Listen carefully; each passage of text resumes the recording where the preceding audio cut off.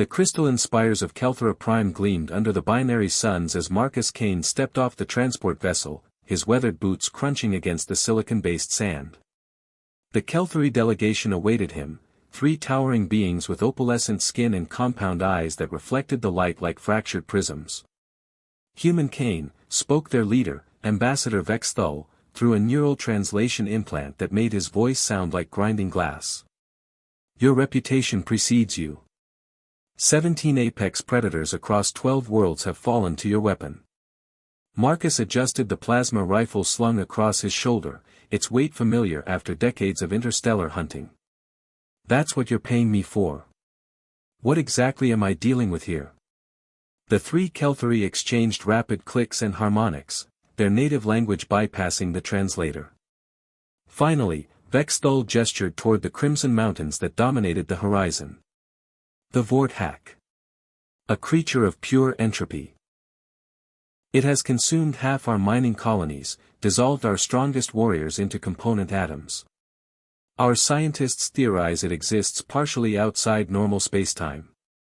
Partially outside reality, Marcus mused, checking his equipment readings. That's a new one. How big? Size is irrelevant.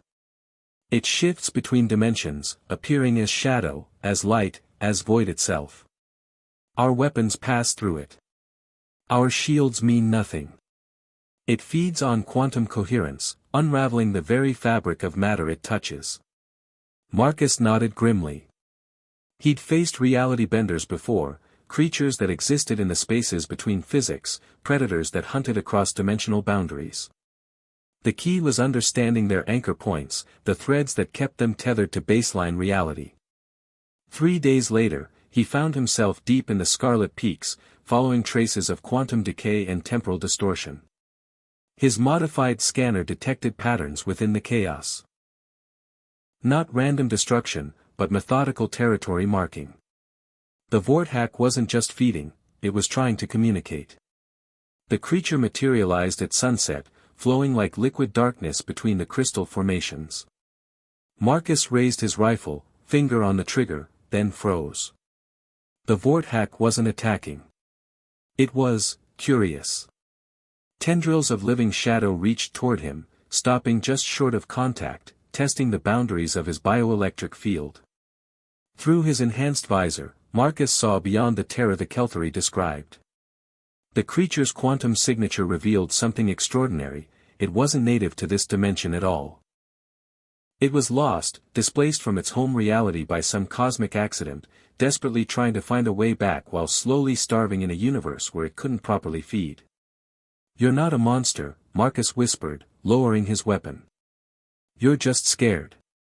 The Vorthak responded to his voice, its form solidifying slightly.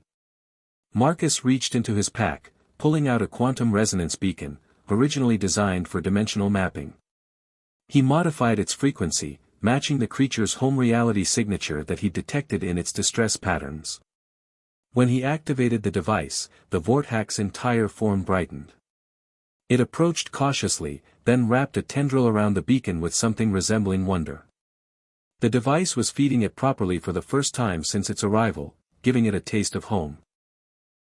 Over the following weeks, Marcus worked with the creature, teaching it to control its dimensional phasing, to feed from artificial quantum sources instead of living beings. He learned its language, not words, but patterns of reality distortion that conveyed complex emotions and concepts. The Kelthari were initially furious when Marcus returned with the Vorthak following peacefully behind him.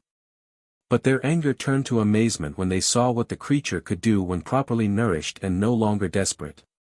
It could manipulate quantum fields with surgical precision, opening stable dimensional rifts for instantaneous travel, transmuting matter at the molecular level.